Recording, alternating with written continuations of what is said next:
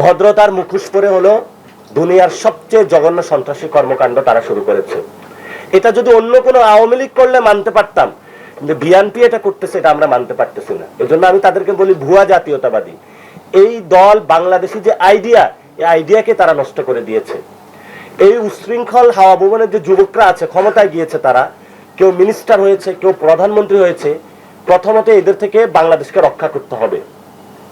কারণ এই উশৃঙ্খল বেহায়াপনা যদি পুরো বাংলাদেশে ছড়িয়ে পড়ে, তাহলে বাংলাদেশ ভারত থেকে, তারা তো বাংলাদেশ দখল করতে আসবে না, কারণ দখল করলে ওরা এই 20 কোটি, ফুয়াদ ভাই অলরেডি বলেছেন, মুসলমানদেরকে তারা হলে হ্যান্ডেল করতে পারবে না, সেটা ভারত রাষ্ট্রে ভেঙে চুরমার হয়ে যাবে। কিন্তু আমাদেরকে তারা শোষণ করতে চাইবে। কিন্তু শোষণের সুযোগটা কারা দিয়ে দিলেন? এই শোষণের সুযোগটা দিয়ে দিলেন এই হাওয়া ভবনে উশৃঙ্খল যুবকরা। আপনারা বিশ্বাস করেন বা না করেন, বাংলাদেশের অনেক মানুষ এক্সপেক্ট করেছিল অ্যাটলিস্ট এই ছেলেগুলা ভদ্র হয়েছে লন্ডনে গিয়ে। ভদ্রতার কোনো লেশ মাত্র নেই। 31 দফা দিয়েছিল, সেটারও কোনো চিন্তা ভাবনা নাই। এই যে ভাইয়েরা তো 31 দফা ছিল, সেখানে ওই সময় একটি কথা ছিল যে শেখ হাসিনার সরকার পতন হবে 31 দফার ভিত্তিতে, এটা আমরা বাস্তবায়ন করব। তাহলে সে 31 দফা কেন বাস্তবায়ন হলো না? আপনি বললেন 75% মানুষ ভোট দিয়েছে হ্যাঁ ভোটে, আপনি সংস্কার বাস্তবায়ন করলেন না।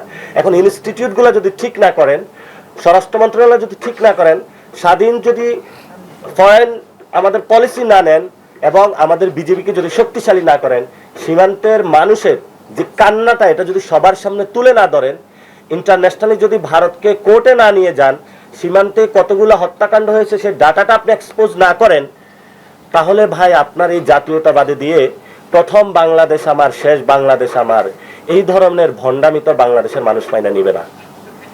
এটা পিওর একটা ভণ্ডামি তাদের। এখন অনেকেই থাকতে পারে যে জামায়াতকে ঠেকানোর জন্য হলো আমি বিএনপিকে সাপোর্ট দেব। আমি বলছি আল্লাহর রাস্তায় এই ধরনের চিন্তা থেকে বেরিয়ে আসেন। জামাতকে ঠেকানোর জন্য বিএনপির দেশ বিরোধী কাজে আপনাকে সাপোর্ট দিতে হবে না।